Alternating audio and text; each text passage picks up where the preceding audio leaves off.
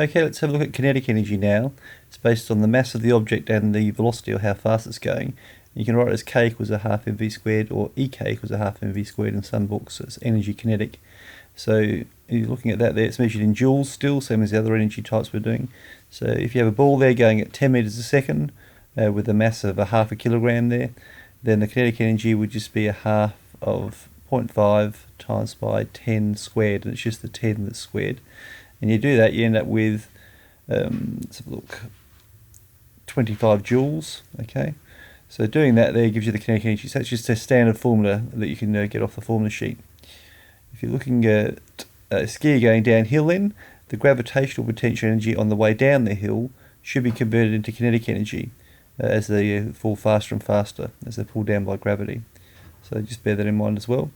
And some things to consider with that would be, if you look at a roller coaster there, you've got some different positions, W, X, Y and Z.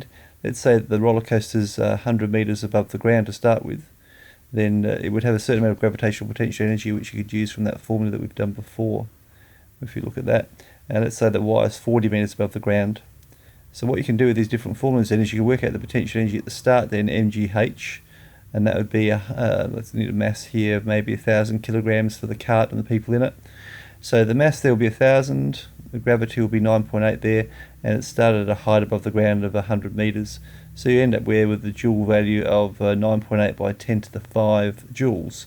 And that's also the work done to actually raise it to that height, by the way.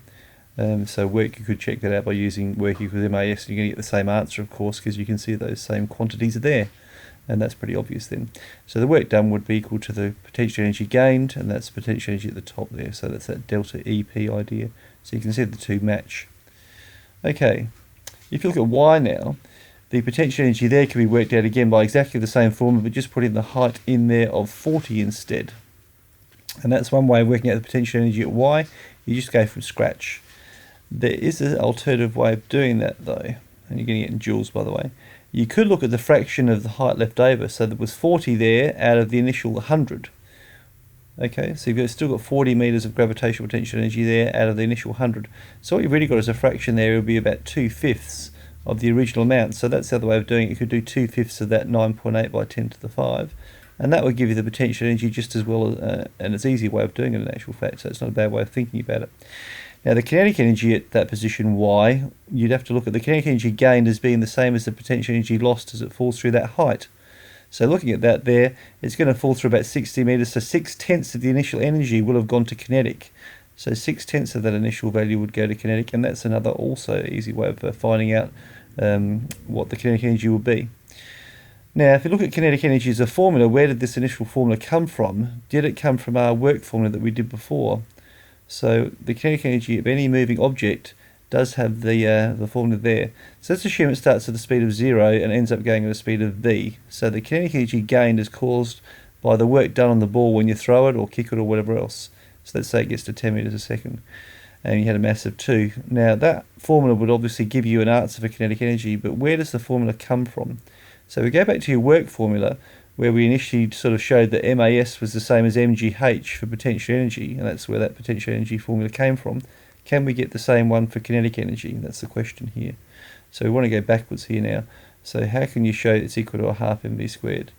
So we start with MAS. You need to think about where can the A be changed based on the formulas of motion. So normally V squared equals VO squared plus 2AS. And don't forget it's starting at rest here. So the VO squared could be cancelled out in that case. So rearranging that, we could get a formula for A. A would be V squared divided by the 2S there that's on the other side being multiplied by the A. So if you substitute that in for A here, you get V squared over 2S. And all of a sudden you can see that that formula for work becomes the kinetic energy formula, because you can cancel the two S's out there, S and S. And if you do that, you end up with mv squared over 2, which is the same as half mv squared. So therefore the kinetic energy formula does come from that work formula. Now you don't have to derive these sort of formulas these days, but I just want to show you that that's where it comes from. So all of those things are actually linked together. The work formula is linked to potential energy formula and the kinetic energy formula. So just look at that there.